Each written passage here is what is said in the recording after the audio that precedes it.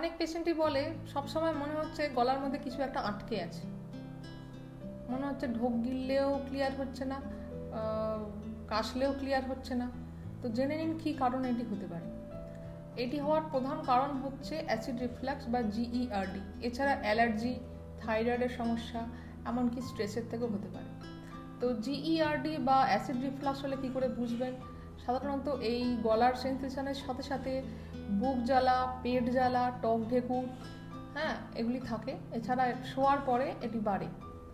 তো এটি যদি অ্যালার্জির কারণে হয় তাহলে কী করে বুঝবেন? তাহলে এটির সাথে সাথে হাঁচি, নাক দিয়ে জল পড়া, চোখ চুলকানো এগুলি থাকে। আর থাইরয়েডের সমস্যা হলে থাইরয়েডের জন্য গলাটা ফুলে থাকতে পারে বা গলায় একটা চাপ লাগা ভাব অনুভূত হতে পারে। স্ট্রেস অ্যাংজাইটি থেকেও এটি হতে পারে। এটি হলে সাধারণত টেস্টের রিপোর্ট সবসময় নর্মাল থাকে। ডেঞ্জার সাইন কি?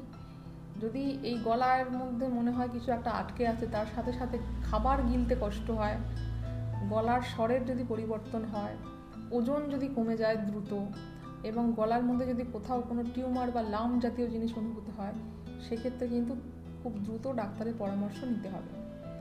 কমেন্টে জানান আপনার এই সিমটমগুলির মধ্যে কোনো কিছু আছে কি না, এবং শেয়ার করুন, লাইক করুন।